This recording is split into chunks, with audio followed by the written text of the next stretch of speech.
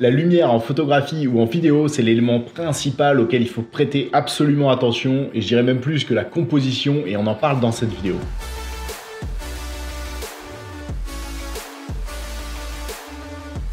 Salut à tous et bienvenue dans Lumétrie, j'espère que ça roule pour vous, bonne fête, bonne année, je sais pas à quel moment vous allez regarder cette vidéo, mais voilà, bref, je vous souhaite le meilleur pour cette année 2023. Alors avant de commencer, je voudrais remercier tous ceux qui ont commenté la vidéo que j'ai postée il y a quelques jours, donc la vidéo qui précède celle-ci.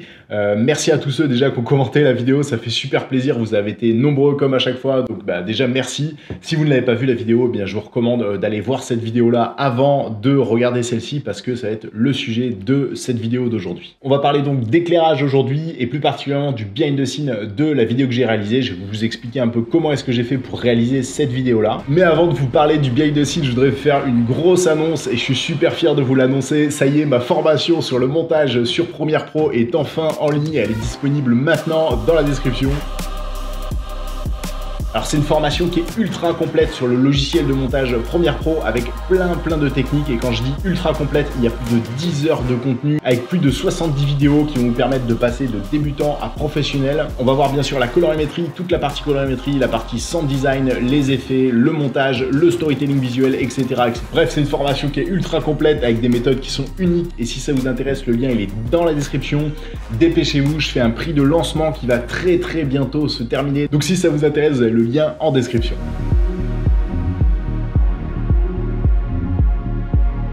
On reprend donc pour l'éclairage. Moi ici j'ai utilisé seulement 2 lampes. D'ailleurs je remercie Nanlite de m'avoir envoyé tout ce matos, c'est vraiment super gentil de leur part, et c'est normal, je vais en parler aujourd'hui parce que leur matériel c'est de qualité, et honnêtement si vous cherchez des produits de qualité, et je parle pas de la concurrence, mais je pense qu'il y a un gros level chez Nanlite, donc je peux que vous les recommander. On va parler du matériel avant. J'ai utilisé 2 lampes, la Forza 300B de Nanlite et un Pavotube, le Pavotube 230X. Et honnêtement, c'est vraiment du matériel de très bonne qualité, professionnel. Si vous cherchez des bons systèmes d'éclairage, foncez Nanlite, les yeux fermés, c'est vraiment ultra professionnel. Alors pour vous remettre dans le contexte de cette vidéo, moi je me suis lancé en fin de compte le défi de raconter une histoire et de me filmer tout seul, donc de tout gérer, l'éclairage, etc. C'est pas chose facile d'ailleurs, la prochaine fois je pense que je ferai appel à quelqu'un, parce que tout gérer tout seul c'est quand même un peu difficile. Mais voilà, ce qu'on peut remarquer, c'est quand même le talent d'acteur incroyable. Je sais pas ce que vous en pensez. Mais voilà, le but c'était de me filmer tout seul, de savoir un peu ce que j'étais capable de réaliser tout seul. Et d'ailleurs, c'est un très bon défi. Moi, je vous lance le défi aussi de le faire. Filmez-vous chez vous là, essayez de raconter une histoire uniquement avec ce que vous avez autour de vous, et je vous assure que c'est pas si facile que ça, parce que le fait de tout gérer, l'audio, l'éclairage, le storytelling, le jeu d'acteur, si on peut appeler ça un jeu d'acteur, mais bref, c'est quand même assez difficile, et je peux que vous recommander parce que vous allez apprendre plein de trucs. Allez, fini le blabla, on commence directement avec le premier plan. Donc là, le premier plan d'introduction. On avait voilà, un plan tout simple, donc là je vais pas détailler forcément tous les plans parce qu'il y en a qui sont pas extrêmement intéressants. Ça c'est un plan du dessus, donc pour ce plan là il y a plusieurs éléments. Donc sur ce plan là, le premier truc qu'on peut remarquer, c'est la lumière. On a des tons qui sont jaunes, parce que avec la Bicolor, la Forza 300 Bicolor de Nanlite, comme son nom l'indique, on peut faire varier la température, et ça c'est trop bien, parce que dans ce plan là, moi je voulais que qu'il y ait un synonyme un petit peu de fin de journée. Puis après, il y a une connexion avec le plan d'après qui est le lever du jour, donc avec un peu les mêmes semblants de lumière. Donc voilà, moi je voulais que ce soit un peu un plan de fin de journée. Donc là, j'ai mis ma caméra au-dessus et j'ai filmé tout simplement du dessus.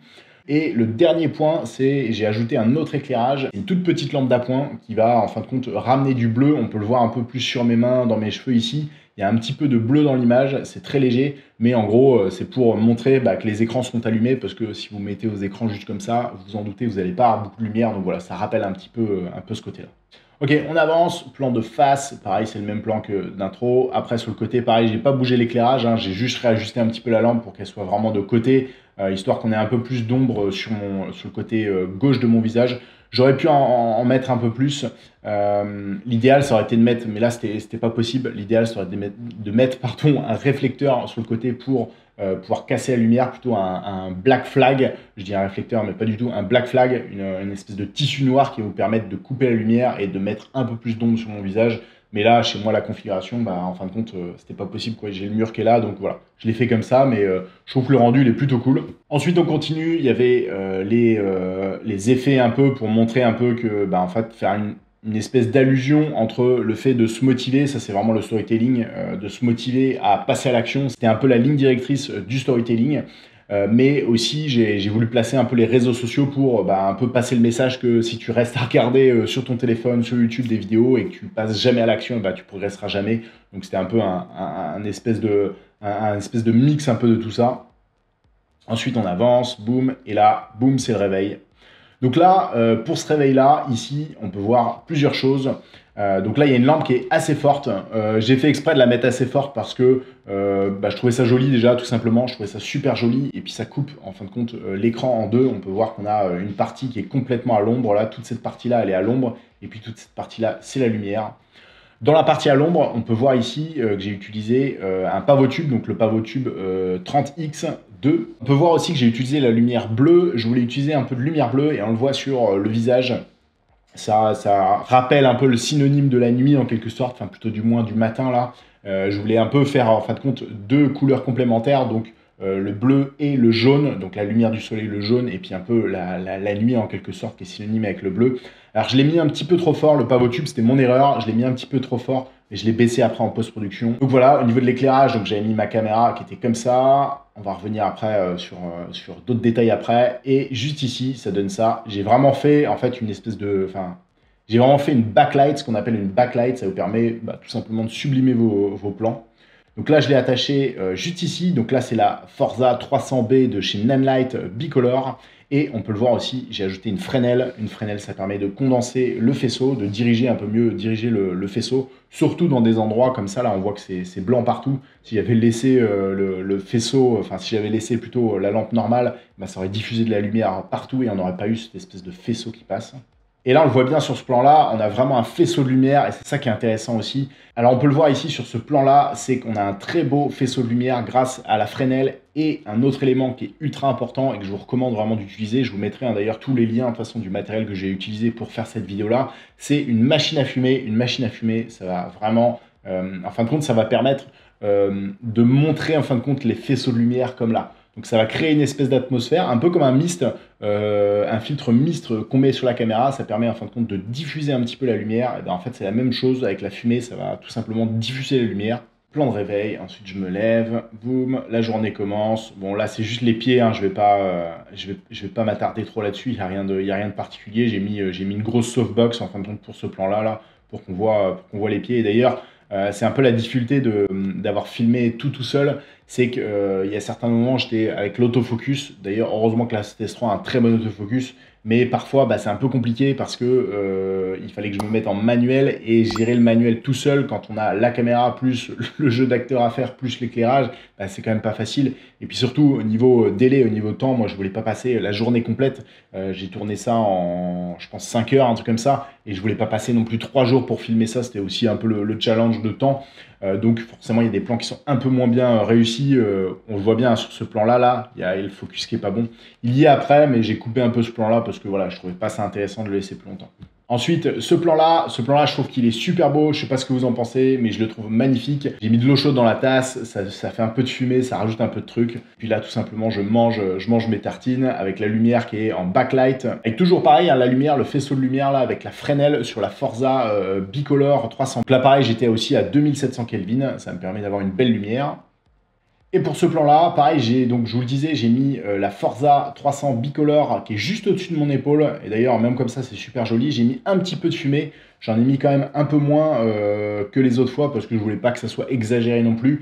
D'ailleurs, quand vous faites ça, faites votre cadrage. Quand vous utilisez plutôt du moins de la fumée, faites votre cadrage, faites votre composition d'éclairage et après, vous mettez votre fumée. Vous attendez qu'elle se diffuse. Surtout, c'est important avec la fumée, c'est que ça soit vraiment au maximum diffusé. Faut pas que vous ayez des espèces de nappes un peu de fumée parce que sinon on a l'impression qu'il y a quelque chose qui crame. Ça, c'est vraiment une erreur. On voit certaines vidéos où il y a un peu de fumée qui sort là. Et c'est pas vraiment réel. En fin de compte, la fumée, c'est vraiment pour diffuser. D'ailleurs, c'est pas de la fumée qu'il faut, c'est du brouillard tout simplement. Je cherche mes mots. Donc là, je vous le disais, hein, la Forza 300 Bicolor avec une Fresnel qui est montée dessus pour avoir un beau faisceau de lumière. Là, j'ai mis mon micro pour entendre un peu les sons. Ça, c'était important aussi parce que au niveau du sound design, c'est quand même plus facile quand on enregistre le son directement. Et enfin, l'autre truc, c'est que j'ai ajouté le pavotube. Donc là, j'ai mis mon éclairage à 5600 Kelvin et je l'ai dirigé pour avoir une espèce de lumière qui est légèrement de côté. Voilà, je trouvais ça sympa d'avoir cette petite lumière qui est en fin de compte une key light qui va me permettre d'éclairer mon sujet. Ensuite, on continue. Là, j'ai fait un petit plan accéléré. Voilà, le plan du dentifrice et ensuite le brossage de dents. Alors pour ce plan-là, on peut remarquer deux choses. Je me suis servi du miroir, c'est-à-dire que j'ai calé ma caméra et ensuite l'idée c'est d'avoir une partie de moi en fin de compte dans l'image. Ça permet d'avoir tout simplement une meilleure composition dans mon image pour avoir le sujet aussi qui est sur un point de force. Mais voilà, je trouvais ça sympa d'avoir une espèce d'un peu plus de profondeur dans mon image. Alors au niveau de l'éclairage, là le premier truc que j'ai fait, c'est que j'ai ajouté un réflecteur juste ici. Alors ce réflecteur-là, qui est un black flag, hein, je l'ai mis côté noir pour éviter que la lumière se diffuse parce que j'ai un mur blanc. Et on peut le voir là sur ce plan-là, ça permet d'avoir le côté gauche du visage qui est un peu plus sombre. Parce que si je l'avais pas mis, ben, vous en doutez, on aurait eu une grosse réflexion, donc mon visage il aurait été un peu plus net et c'est un peu moins joli. Je trouvais ça esthétiquement beaucoup plus joli. Donc là, pour faire ces plans-là, je vous le disais, hein, le pavotube, là j'ai utilisé un pavotube et le gros avantage des pavotubes, eh bien, c'est que dans des endroits qui sont un peu exigus, comme là ici ma salle de bain, eh bien, c'est que je peux placer mon pavotube partout. La softbox, bah, ici ça aurait été un peu compliqué, comme la softbox pardon, que j'ai juste ici, c'est quand même assez gros, un dôme de 90, ça se place pas forcément. Les pavotubes, eh bien l'avantage c'est que vous avez juste besoin d'un trépied, vous pouvez même les fixer avec des aimants, avec bon bref n'importe quoi, vous pouvez les fixer vraiment n'importe où, donc c'est le gros avantage. J'ai mis un nid d'abeille aussi sur mon pavotube, ça permet encore une fois de condenser, un peu comme la Fresnel en quelque sorte, ça permet de condenser, de diffuser un peu moins le faisceau de lumière. Et voilà, après j'ai rapproché un peu le pavotube pour les plans un peu plus serrés, là où je recrachais l'eau. D'ailleurs le dentifrice, je l'ai fait aussi comme ça directement sur ce plan-là. Ok, ensuite on avance un peu dans le plan. Donc là, des plans classiques, hein, du café. Là pareil, j'ai mis ma lampe juste au-dessus. Je voulais avoir vraiment un plan du visage un peu plus du dessus. Je trouvais le plan plutôt cool, je l'ai fait... Celui-ci n'était pas forcément prévu, mais je trouvais ça cool. J'ai mis le trépied tout simplement sur l'îlot de ma cuisine et je trouvais ça plutôt sympa d'avoir un plan un peu du dessus, un peu décalé. Et ensuite, c'est l'enchaînement de plans final. Donc là, rien de particulier, hein, j'ai juste mis cette fois-ci la lampe en 5500 Kelvin, donc lumière du jour, pour simplement éclairer un petit peu le sujet. Mais voilà, rien de particulier ici, c'est un plan qui est en pleine journée. Voilà pour ce behind the scenes, j'espère que ça vous aura plu. Dites-le moi en commentaire, surtout, hein, vous le savez, c'est ultra important pour moi d'avoir votre retour. Pareil, le matériel dont je vous parlais, ici c'était Nanlite, j'ai utilisé que du Nanlite, hein, je peux que vous les recommander et si ça vous intéresse, eh bien, vous pouvez passer par mes liens d'affiliation, ça aidera aussi énormément la chaîne. Si vous voulez voir d'autres vidéos, que ce soit matos, si vous voulez que je parle un peu plus matériel, un peu plus en profondeur ou quoi que ce soit, là vous avez vu, j'ai survolé un petit peu le behind the scenes, hein, parce que sinon la vidéo elle aurait duré 3 heures. Mais bref, dites-le moi en commentaire si vous voulez voir d'autres vidéos sur l'éclairage, d'autres vidéos sur le matos, n'hésitez pas à me le dire, ça me fera super plaisir. Et puis sinon, moi je vous retrouve dans quelques jours pour une prochaine vidéo. Bye!